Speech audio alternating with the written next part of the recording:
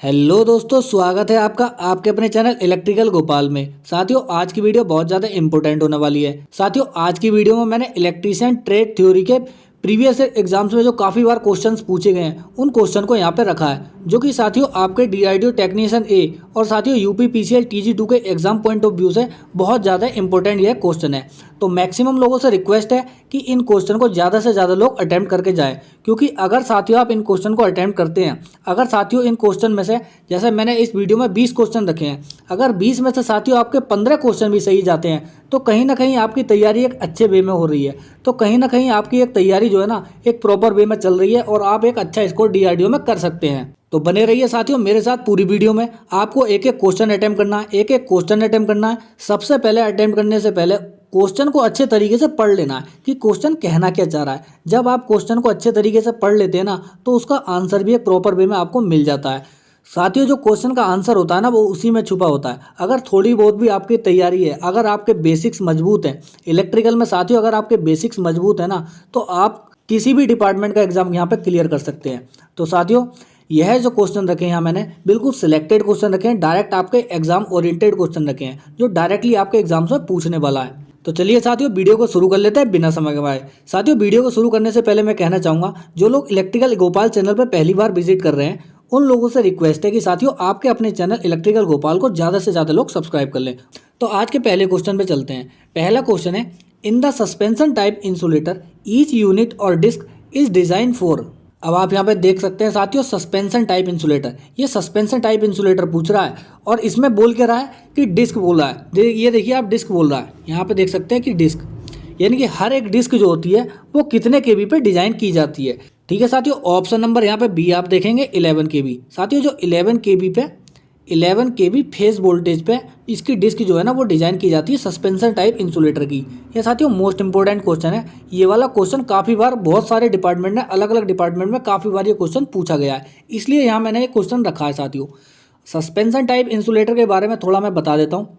Suspension type insulator जो होता है साथियों, यह स्टील के जो टावर होते हैं ना, बड़े बड़े स्टील के जो टावर होते हैं साथियों, बड़े बड़े, उन टावरों में साथियों ये साथियों वर्टिकली प्लेस्ड होते हैं। इस तरीके से लगे होते हैं। आपने देखा होगा प्रैक्टिकली, आपने साथियों बड़े बड़े जो ट्रांसमिशन टावर होते हैं वो तो आपने देखे ही होंगे, उनमें जो वर्टिकली लगे होते हैं ना ये साथियों सस्पेंशन टाइप इंसुलेटर होते हैं। और इन इंसुलेटर को साथियों हम डिस्क टाइप इंसुलेटर भी बोलते हैं। जो इनमें डिस्क होती हैं वो 11 केवी फेज वोल्टेज पर डिजाइन की जाती हैं। मोस्ट इंपोर्टेंट ये क्वेश्चन था, तो सभी लोग इन क्वेश्चन को याद रखें। चलते हैं अगले क्वेश्चन पे। क्वेश्चन नंबर 2 है, the direction of single phase fan motor can be reverse by.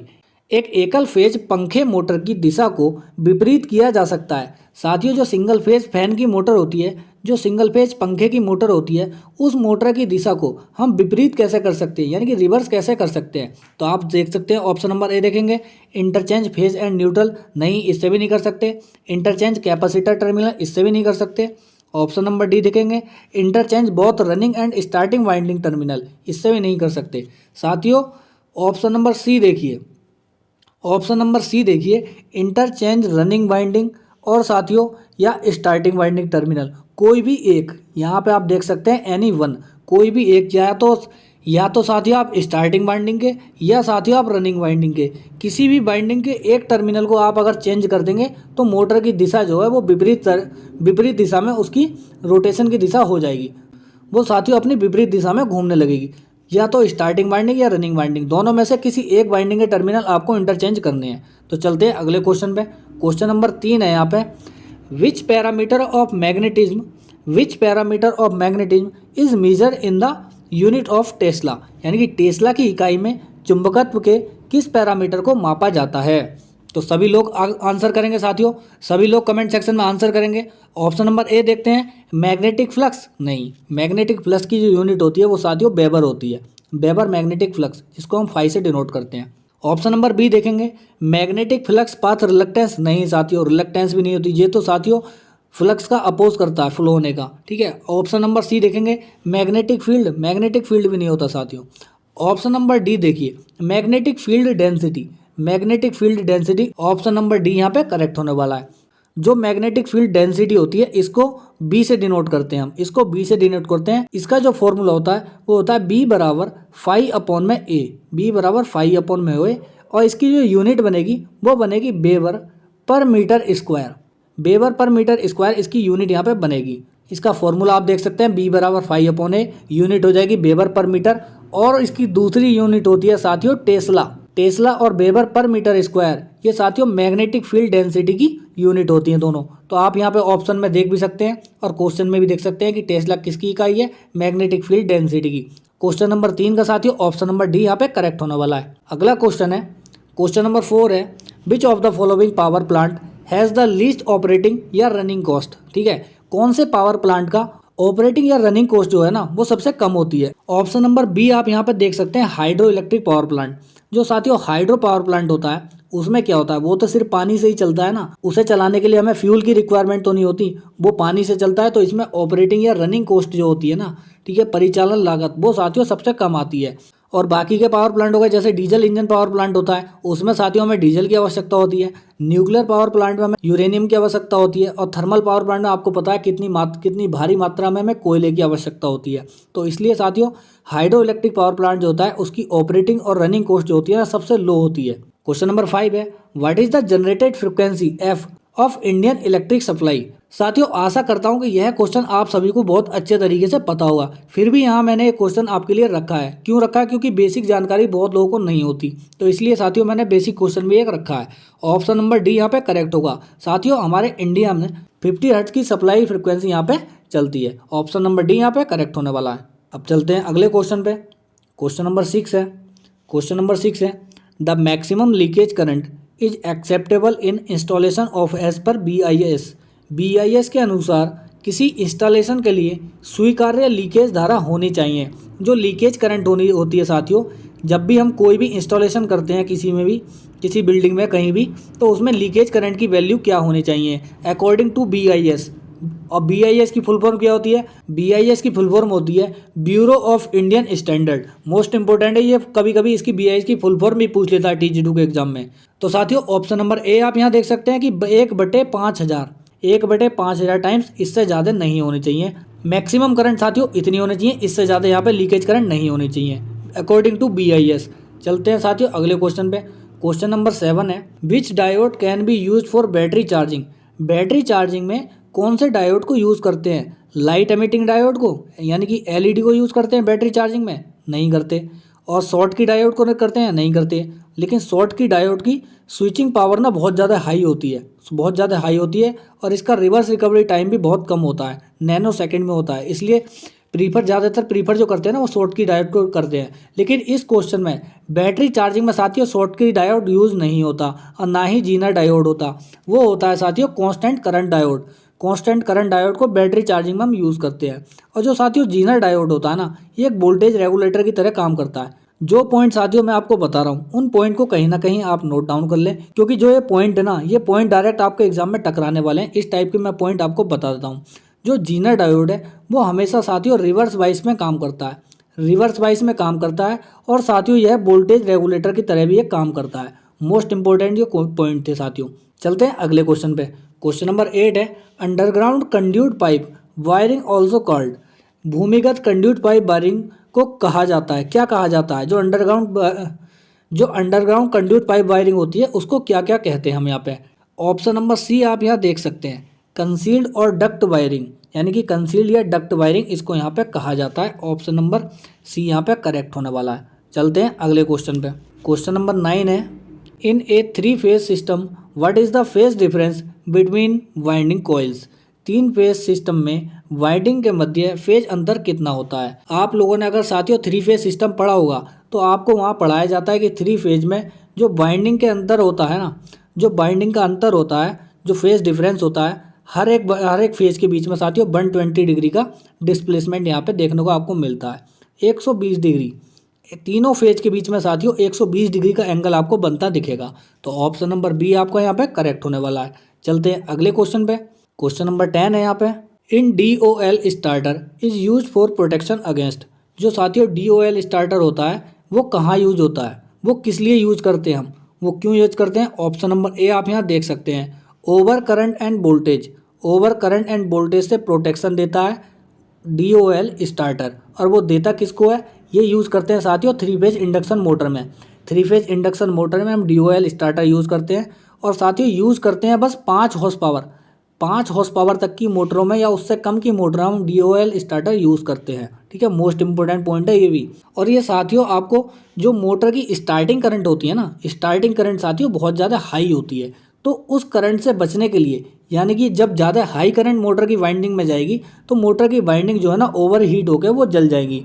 तो इसलिए उस हाई करंट से प्रोटेक्शन के लिए हम साथियों यहाँ पे DOL स्टार्टर का यूज़ करते हैं। ये क्या करता है साथियों, स्टार्टिंग करंट को यहाँ पे कम कर देता है, इसलिए साथियों हम DOL स्टार्टर यहाँ पे यूज़ करते हैं। तो चलते हैं अगले क्वेश्चन पे। क्वेश्चन नंबर 11 है, which type of wire is use in electric earthing for immediate discharge of electrical energy directly into earth. ठीक है, किस प्रकार के तार का उपयोग विद्युत अर्थिंग में विद्युत ऊर्जा को सीधे निर्वहन के लिए किया जाता है।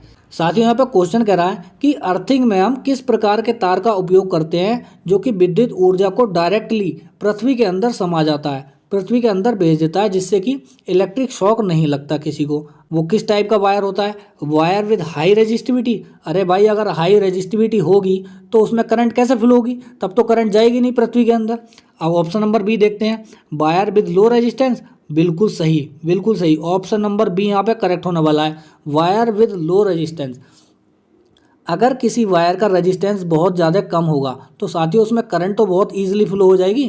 अर्थिंग में जो वायर यूज़ करते हैं उस वायर का रेजिस्टेंस बहुत कम होना चाहिए, जिससे कि जब उसमें करंट फ्लो हो तो डायरेक्टली वो अर्थ में आसानी से फ्लो हो सके। क्वेश्चन नंबर 12 है, the capacitance of capacitor is directly proportional to the. साथियों कैपेसिटेंस किसके डायरेक्टली प्रोपोर्शनल होता है, इसने ये पूछा है, पोलैरिटी ऑफ द प्लेट के, मटेरियल ऑफ द प्लेट के, एरिया ऑफ द प्लेट के, वोल्टेज ऑफ द प्लेट के, कौन से क्या होता है। साथियों आपने एक फॉर्मूला पढ़ा होगा, C बराबर epsilon not A upon D. Most important ये फॉर्मूला है, C बराबर epsilon not A upon D. तो यहाँ आप देख सकते हैं जो C है वो डायरेक्टली प्रोपोर्शनल है A के, यानी कि जो C है वो डायरेक्टली प्रोपोर्शनल है A के। और यहाँ साथियों A क्या है, यहाँ है A है क्रॉस सेक्शनल एरिया और C है कैपेसिटेंस। तो आप यहाँ ऑप्शन में देख सकते हैं, ऑप्शन नंबर C को देखिए क्या कह रहा है, एरिया ऑफ द प्लेट, यानी कि C जो होता है कैपेसिटेंस वो डायरेक्टली प्रोपोर्शनल होता है एरिया ऑफ द प्लेट के। तो ऑप्शन नंबर C यहाँ पे करेक्ट होने वाला है। चलते हैं अगले क्वेश्चन पे। क्वेश्चन नंबर 13 है यहाँ पे, the potential transformer is a. Potential transformer क्या होता है, पोटेंशियल ट्रांसफॉर्मर पावर ट्रांसफॉर्मर तो होता ही नहीं है, इंडूस ट्रांसफॉर्मर नहीं होता, ऑटो ट्रांसफॉर्मर तो एक अलग ही होता है, स्टेप डाउन ट्रांसफॉर्मर। आपने साथियों 2 ट्रांसफॉर्मर पढ़े होंगे, एक तो पोटेंशियल ट्रांसफॉर्मर और दूसरा पढ़ा होगा करंट ट्रांसफॉर्मर, जिसको साथियों हम CT और PT के नाम से भी जानते हैं, करंट ट्रांसफॉर्मर और पोटेंशियल ट्रांसफॉर्मर। करंट ट्रांसफॉर्मर जो होता है वो साथियों स्टेप अप ट्रांसफॉर्मर होता है, और जो ये पोटेंशियल ट्रांसफॉर्मर है वो साथियों स्टेप डाउन ट्रांसफॉर्मर होता है। अब स्टेप अप और स्टेप डाउन की हम कैसे पहचान करते हैं कि ये ट्रांसफॉर्मर स्टेप डाउन है और ये ट्रांसफॉर्मर स्टेप अप है। अब मैं आपको पूरी डिटेल में समझाने वाला हूँ। साथियों कोई जैसे सपोज ट्रांसफॉर्मर है, मैंने यहाँ पे एक ट्रांसफॉर्मर का डायग्राम मैं आपको यहाँ बना के दिखा देता हूँ। जैसे एक ट्रांसफॉर्मर है साथियों, ये एक ट्रांसफॉर्मर है, ठीक है, ये इसकी प्राइमरी वाइंडिंग हो गई, ये साथियों इसकी सेकेंडरी वाइंडिंग हो गई। अगर साथियों किसी ट्रांसफॉर्मर की सेकेंडरी वाइंडिंग में, यानी कि सेकेंडरी वाइंडिंग में नंबर ऑफ टर्न ज़्यादा होते हैं और साथियों प्राइमरी वाइंडिंग में नंबर ऑफ टर्न जो होते हैं वो कम होते हैं, वो साथियों स्टेप अप ट्रांसफॉर्मर कहलाता है। ठीक है, और जिस ट्रांसफॉर्मर की सेकेंडरी वाइंडिंग में नंबर ऑफ टर्न कम होते हैं और प्राइमरी वाइंडिंग में नंबर ऑफ टर्न ज़्यादा होते हैं, वो ट्रांसफॉर्मर स्टेप डाउन ट्रांसफॉर्मर कहलाता है। अब साथियों अगर हम क्या कहते हैं नंबर ऑफ टर्न सेकेंडरी पे ज़्यादा रखते हैं तो साथियों वोल्टेज हमें ज़्यादा मिलती है और करंट हमें कम मिलती है। साथियों क्वेश्चन नंबर 19 है, which is related to reactive power in AC circuit. AC circuit में एक्रिय शक्ति का संबंध किससे है। साथियों AC सर्किट में रिएक्टिव पावर निकालने का कौन सा फॉर्मूला इनमें से है, तो साथियों P बराबर VI sin फाई, P बराबर VI sin फाई होता है साथियों रिएक्टिव पावर निकालने का फॉर्मूला, जो कि ऑप्शन नंबर A से करेक्ट हो जाएगा। और साथियों P बराबर जो VI होता है जो कि ऑप्शन नंबर B दे रखा है, ये साथियों एपरेंट पावर निकालने का फॉर्मूला होता है। और साथियों जो P बराबर VI cos फाई होता है वो इस फॉर्मूले से साथियों हम एक्टिव पावर कैलकुलेशन करते हैं। मोस्ट इंपोर्टेंट ये क्वेश्चन था साथियों। चलते हैं अगले क्वेश्चन पे। क्वेश्चन नंबर 20 है साथियों, जो कि आज की वीडियो का साथियों हमारे लास्ट क्वेश्चन यहाँ पे होने वाला है। बहुत ही प्यारा क्वेश्चन है साथियों, मैक्सिमम बार एग्जाम से पूछा गया है ये 20वें नंबर का question. When there is a phase difference of 90 degree between the current and voltage the circuit will have.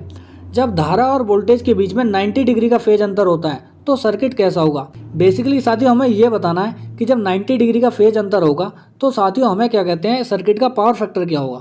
तो आप यहाँ देख सकते हैं option number B, zero power factor होगा। अब जीरो पावर फैक्टर कैसे होगा वो मैं आपको बताने वाला हूँ। साथियों पावर फैक्टर का मतलब क्या होता है, पावर फैक्टर कहते किसे हैं, पावर फैक्टर उसे कहते हैं धारा और वोल्टेज के, यानी कि धारा और वोल्टेज के बीच के अंतर जो होता है ना, फेज एंगल, उसके एंगल को साथियों हम पावर फैक्टर कहते हैं। अब इसमें एंगल कितना दे रखा है, एंगल दे रखा है साथियों, एंगल दे रखा है 90 डिग्री। अब पी बराबर क्या होता है, पी बराबर वी आई कोस फाई होता है। अभी मैंने पिछले क्वेश्चन में आपको बताया पी बराबर वी आई कोस फाई होता है, और कोस फाई यहाँ क्या है, कोस फाई है साथियों पावर फैक्टर। अब कोस 90 डिग्री आप देखेंगे, जब आप कोस 90 डिग्री यहाँ पे देखेंगे साथियों, कोस 90 का मान जीरो होता है, तो यहाँ पे पावर फैक्टर क्या हुआ, जीरो पावर फैक्टर। अगर साथियों धारा और वोल्टेज के बीच में 90 डिग्री का फेज डिफरेंस है, ठीक है, तो सर्किट का जो पावर फैक्टर होगा वो जीरो पावर फैक्टर होगा। ऑप्शन नंबर बी यहाँ पे करेक्ट होने वाला है। साथियों यह जो क्वेश्चन मैंने आज यहाँ रखे हैं ये मोस्ट इंपॉर्टेंट ऑब्जेक्टिव क्वेश्चन है, जो कि प्रीवियस एग्जाम्स में काफ़ी बार ये क्वेश्चन पूछे गए हैं। बार बार मैं बोल रहा हूँ आपसे कि साथियों ये प्रीवियस एग्जाम्स में काफ़ी बार ये क्वेश्चन पूछे गए हैं, तो सभी लोग इन क्वेश्चन को अच्छे तरीके से अटैम्प्ट करके जाएँ। अगर साथियों आप टेस्ट सीरीज़ देना चाहते हैं, अगर आप साथियों टेस्ट देना चाहते हैं, तो आप ज़्यादा से ज़्यादा लोग मुझे कमेंट करके बताइए कि सर हम टेस्ट देना चाहते हैं। तो साथियों मैं आपके लिए फ्री टेस्ट सीरीज अवेलेबल कराने वाला हूं। तो ज़्यादा से ज़्यादा लोग आप मुझे कमेंट सेक्शन में कमेंट करके मुझे ये बताएं कि सर हाँ हमें टेस्ट सीरीज चाहिए, तो मैं आपको free of cost test series provide कराने वाला हूँ। तो ज़्यादा से ज़्यादा लोग कमेंट करें। आई होप दोस्तों वीडियो आपको काफ़ी पसंद आई होगी। अगर साथियों वीडियो आपको पसंद आई है तो इस वीडियो को साथियों ज़्यादा से ज़्यादा शेयर कर दो। और साथियों इलेक्ट्रिकल गोपाल चैनल को, जो कि आपका अपना चैनल है साथियों, इलेक्ट्रिकल गोपाल चैनल को ज़्यादा से ज़्यादा लोग सब्सक्राइब कर लो। मैं फ्यूचर में भी आपके लिए इसी टाइप की वीडियो आपके लिए लाता रहूँगा, जो कि आपके हर एक एग्जाम में हेल्प करने वाली है। तो मिलते हैं साथियों नेक्स्ट वीडियो में, तब तक के लिए जय हिंद साथियों।